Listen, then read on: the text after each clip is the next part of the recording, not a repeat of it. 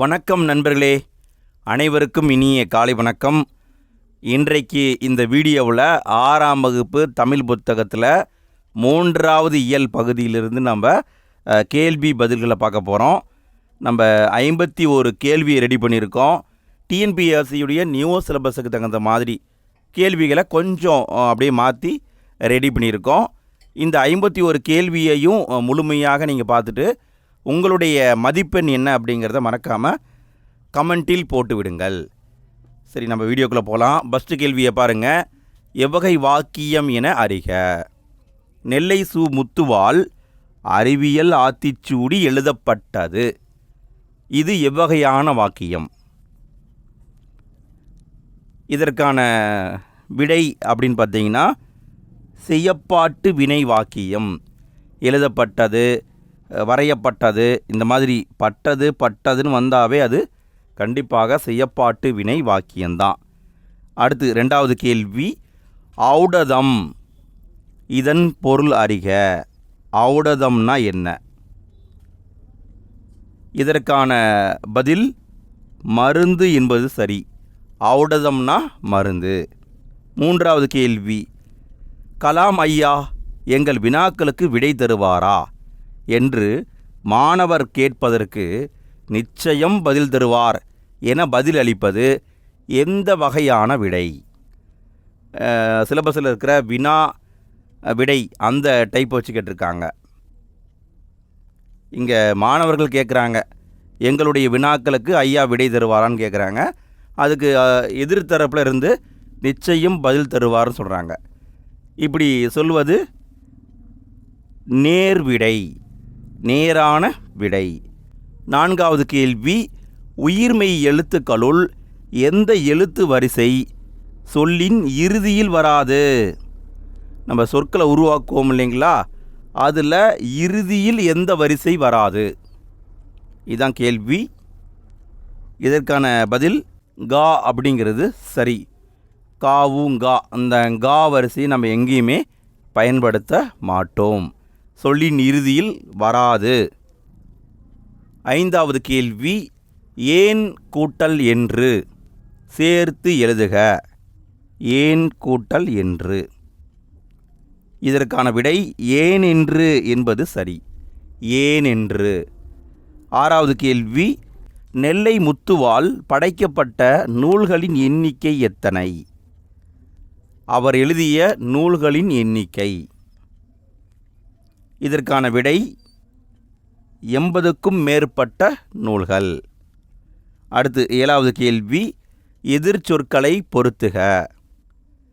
இதெல்லாம் ரொம்ப எளிமையாகத்தான் உள்ளது. விடையை பார்க்கலாங்களா? அணுகு அப்படின்னா விலகு, ஐயம் அப்படின்னா தெளிவு, ஊக்கம் அப்படின்னா சோர்வு, உண்மை அப்படின்னா பொய்மை. அடுத்து 8வது கேள்வி. மொழி என்பதற்கு இன்னொரு பொருளும் உண்டு. அது என்ன? மொழி என்பதற்கு எந்த பொருளும் உண்டு? இதற்கான விடை மொழி என்பதற்கு சொல் என்ற பொருளும் உண்டு. சொல் என்பது சரி. 9வது கேள்வி. Sir CV. ராமன் இங்கிலாந்து சென்ற ஆண்டு எது? Sir CV. ராமன் இங்கிலாந்துக்கு சென்ற ஆண்டு. இது சிலபஸில் இல்லை, இருந்தாலும் நீங்கள் படிச்சிருப்பீங்க. இதற்கான விடை 1921 தான் இங்கிலாந்து சென்றார். 10வது கேள்வி. இனியன் காலிங் பெல்லை அழுத்தினான். இதற்கான சரியான தமிழ் சொல் அறிக. Calling bell. இதற்கான சரியான தமிழ் சொல். இதற்கான விடை அழைப்பு மணி என்பது சரி. அழைப்புக்கு இந்த லை வரணும், 3 சுழி நீ வரணும். இதுதான் சரி. 11வது கேள்வி. கலைச்சொற்களை பொருத்துக. கலைச்சொற்களை பொருத்த வேண்டும். இங்கே எளிமையாகத்தான் உள்ளது. விடையை பார்க்கலாங்களா? செயற்கை நுண்ணறிவுன்னா ஆர்டிஃபிஷியல் இன்டெலிஜென்ஸ், மீத்திரன் கணனின்னா சூப்பர் கம்ப்யூட்டர், செயற்கைக்கோள்னா சேட்டிலைட், நுண்ணறிவுன்னா இன்டெலிஜென்ஸ். இதுதான் விடை. 12வது கேள்வி. சொல்லின் இறுதியில் எந்த எழுத்துக்கள் தனித்து வருவது இல்லை? சொல்லின் இறுதியில் எந்த எழுத்துக்கள் தனித்து வராது? இதற்கான விடை உயிரெழுத்துக்கள் வராது. சொல்லுடைய இறுதியில் உயிரெழுத்துக்கள் தனியாக வராது. 13வது கேள்வி, தேசிய அறிவியல் நாள், தேசிய அறிவியல் தினம். இதற்கான பதில் பிப்ரவரி 28. பிப்ரவரி 28. 14வது கேள்வி, எத்தனை கிலோ மதிப்புள்ள செயற்கைக்கோளை விண்ணிற்கு இந்தியா அனுப்பியுள்ளது? விடையை பார்க்கலாங்களா? 525 கிலோ எடை இருக்கிற செயற்கைக்கோளை இந்தியா விண்ணுக்கு அனுப்பியுள்ளது. 15வது கேள்வி, தவறான கூற்றை கண்டறிக. மெய்யெழுத்து 18 பொதுவாக சொல்லின் இடையில் வரும். உயிரெழுத்து 12 பொதுவாக சொல்லின் இடையில் வரும். உயிர்மெய் எழுத்துக்கள் பொதுவாக சொல்லின் இடையில் வரும். ஆயுத எழுத்து பொதுவாக சொல்லின் இடையில் வரும். இதில் எது தவறுன்னு கண்டுபிடிக்கணும். இங்கே விடைன்னு பார்த்தீங்கன்னா உயிரெழுத்து 12 சொல்லுக்கு இடையில் வராது, பொதுவாக வராது. நல்லா கவனிங்க, பொதுவாக வராது, ஆனால் அளபெடையில் வரும். ஆனால் இங்கே கொடுக்கப்பட்டிருக்கிறது பொதுவாகன்னு கொடுத்துருக்காங்க, அதனால் இது தவறு. அடுத்து 16வது கேள்வி, நுட்பமாக சிந்தித்து அறிவது என்ன? நுட்பமாக சிந்தித்து அறிவது என்ன? இதற்கான விடை நுண்ணறிவு என்பது சரி. நுட்பமாக சிந்தித்து அறிவது நுண்ணறிவு. 17வது கேள்வி, நீலம் கூட்டல் வான் என்பதனை சேர்த்து எழுத கிடைப்பது. நீலம் கூட்டல் வான் இரண்டையும் சேர்த்து எழுத வேண்டும். இதற்கான விடை நீலவான் என்பது சரி. 18வது கேள்வி, அவ்வூர்வம் பிரித்து எழுதுக. அவ்வூர்வம். இதற்கான விடை ஆ கூட்டல் உருவம். 19வது கேள்வி, ஒத்த அலை நீளத்தில் சிந்திப்பவர் என்று நெல்லை முத்துவை பாராட்டியவர் யார்? தன்னை ஒத்த அலை நீளத்தில் சிந்திப்பவர் என்று பாராட்டியிருப்பார். அப்படி நெல்லை முத்துவை பாராட்டியவர் அப்துல் கலாம் ஐயா. அப்துல் கலாம். 20வது கேள்வி, உலகிலேயே முதல் முறையாக ஒரு ரோபோவுக்கு குடியுரிமை வழங்கியுள்ள நாடு எது? உலகிலேயே முதல் முறையாக ஒரு ரோபோவுக்கு ஒரு நாடு குடியுரிமை வழங்கியிருக்கு. இதற்கான பதில் சவுதி அரேபியா. 21வது கேள்வி, காரல் கப்பெக் என்பவர் எந்த நாட்டை சார்ந்தவர்? காரல் கப்பெக் என்பவர் எந்த நாட்டை சார்ந்தவர்? இதற்கான பதில் செக் நாட்டை சார்ந்தவர். ஏன் இவரை சொல்கிறாங்கன்னா இவர் தான் ரோபோ என்ற வார்த்தையை பயன்படுத்தியிருப்பார். 22வது கேள்வி, மனிதன் எப்பொழுதும் உண்மையையே உரைக்கின்றான். உரைக்கின்றான் சரி, ஆனால் எது சரி? இதற்கான பதில் இந்த உரைக்கின்றான் என்பது சரி. இந்த ரை என்பது வரணும், இந்த ரா அப்படிங்கிறது வரணும். இதுதான் சரி. 23வது கேள்வி, சந்தி தெருப்பெருக்கும் சாத்திரம் கற்போம் என்றவர் யார்? சந்தி தெருப்பெருக்கும் சாத்திரம் கற்போம் என்று சொன்னவர் பாரதியார். 24வது கேள்வி, கீழே கொடுக்கப்பட்டுள்ளவைகளில் எந்த எழுத்துக்கள் சொல்லின் முதலில் வரும்? சொல்லுடைய முதலில் எது வரும்? இதற்கான பதில் கா, சா, தா. இதெல்லாம் சொல்லுக்கு முதல்ல வரும். சொல்லுக்கு முதல்ல டா வராது, நாவும் வராது, ராவும் வராது. இந்த லா, இங்கே இருக்கிற இந்த 3 லா வரிசையும் வராது. இந்த ரா, நா இதுவும் வராது. கா, சா, தா இது கண்டிப்பாக சொல்லுக்கு முதலில் வரும். 25வது கேள்வி, உடலும் உயிரும் காக்கின்றான். இதில் பயின்று வந்துள்ள மோனை எந்த வகையான மோனை? இதில் மோனை வந்திருக்கு, இங்கேயும் ஊ என்பது வந்திருக்கு, இங்கேயும் ஊ என்பது வந்திருக்கு. அப்போ முதல் எழுத்து ஒன்றி வந்தால் மோனை, இது சரி. ஆனால் எந்த வகையான மோனை வந்திருக்கு? இதற்கான பதில் இணை மோனை வந்துள்ளது. முதல் சொல்லிலும் இரண்டாவது சொல்லிலும் முதல் எழுத்து ஒன்றி வந்தால் அது இணை மோனை. 26வது கேள்வி, சரியான கூற்றை கண்டறிக. கூற்று: ஔவையார் ஆத்திச்சூடியை எழுதினார். காரணம்: ஆத்திச்சூடி என்பது அகர வரிசையில் அறிவுரைகளை சொல்லும் இலக்கணமாகும். இதில் எது சரி என்று கேட்கிறார்கள்.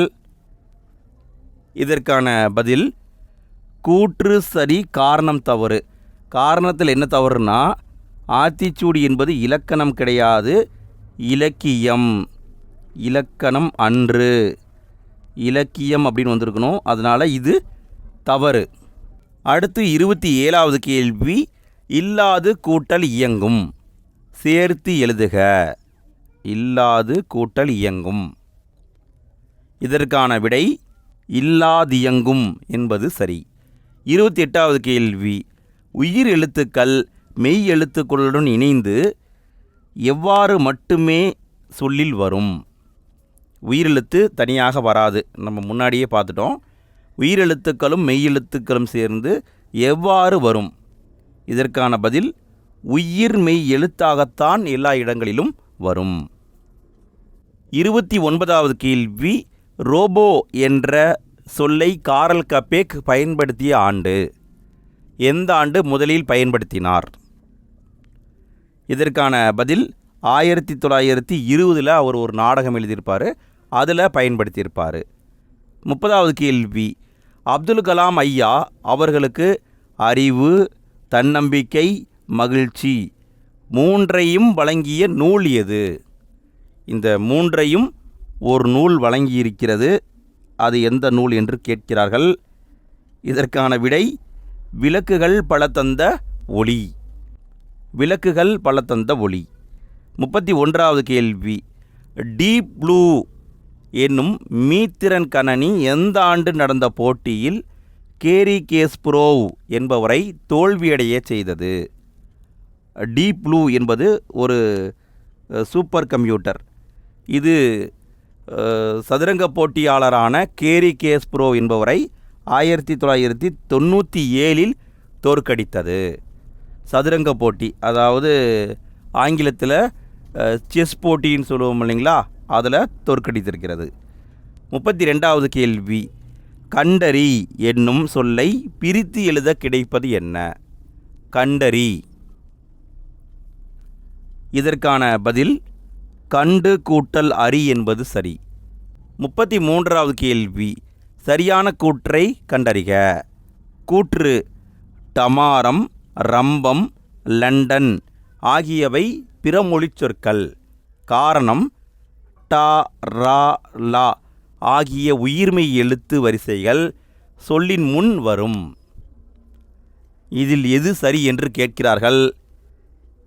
இதற்கான பதில் கூற்று சரி, காரணம் தவறு. ஏன்னா இந்த எழுத்துக்கள் சொல்லுக்கு முதலில் வராது என்று வந்திருக்க வேண்டும். டா வராது, ரா வராது, லா வராது, வந்தால் அது பிழை. 34வது கேள்வி, புதிய ஆத்திச்சூடியை எழுதியவர் யார்? புதிய ஆத்திச்சூடியை எழுதியவர் யார்? இதற்கான பதில் பாரதியார். பாரதியார் புதிய ஆத்திச்சூடியை எழுதினார். 35வது கேள்வி, சரியான கூற்றை கண்டறிக. உயிரெழுத்துக்கள் மெய்யெழுத்துடன் இணைந்து உயிர்மெய்யாக மட்டுமே சொல்லின் இறுதியில் வரும். அளபடை எழுத்துக்களில் இடம்பெறும் பொழுது உயிரெழுத்துக்கள் சொல்லின் இறுதியில் வரும். இங்கே எது சரி என்று கேட்கிறார்கள். இதற்கான விடை கூற்று 1, 2 இரண்டுமே சரிதான்.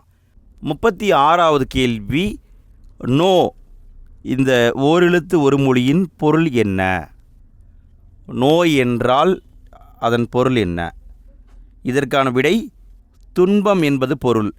நோ என்றால் துன்பம். 37வது கேள்வி, திருக்குறளை சரியாக அமைக்கவும். இங்கே என்ன பண்ணியிருக்காங்கன்னா, திருக்குறளில் இருக்கிற வார்த்தைகளை முன்ன பின்ன மாற்றி போட்டிருக்காங்க. இதில் எது சரி என்று கண்டுபிடிக்க வேண்டும். இங்கே விடைன்னு பார்த்தீங்கன்னா, அறிவு அற்றம் காக்கும் கருவி செருவார்க்கும் உள்ளளிக்கல் ஆகாரன். இதுதான் சரியான திருக்குறள். 38வது கேள்வி, சென்சார்ஸ் கலைச்சொல் அறிக. இதற்கான விடை நுண்ணுணர்வு கருவி. சென்சார்ஸ்னா நுண்ணுணர்வு கருவி. 39வது கேள்வி, நீக்குதல் மற்றும் எளிது போன்ற சொற்களின் எதிர்ச்சொற்கள் எவை? எதிர்ச்சொற்களை கண்டுபிடிக்க வேண்டும். நீக்குதலுக்கு எதிர்ச்சொல் என்ன, எளிதுக்கு எதிர்ச்சொல் என்ன? இதற்கான விடை நீக்குதலுக்கு எதிர்ச்சொல் சேர்த்தல், எளிதுக்கு எதிர்ச்சொல் அரிது. இங்கே 4 தான் விடை. 40வது கேள்வி, புதுமைகளின் வெற்றியாளர் என்னும் பட்டத்தை பெற்றவர் யார்? புதுமைகளின் வெற்றியாளர். இதற்கான பதில் சோபியா அப்படிங்கிற கணினி. அடுத்து 41வது கேள்வி, நின்றிருந்த பிரித்து எழுதுக. நின்றிருந்த, இதை பிரித்து எழுதினால் நின்று கூட்டல் இருந்த என்று வரும். 42வது கேள்வி, அப்துல் கலாம் ஐயா உருவாக்கிய கார்பன் இலை செயற்கைக்காலின் எடை என்ன? கார்பன் இலை கொண்ட செயற்கைக்கால், அதனுடைய எடை 300 கிராம்.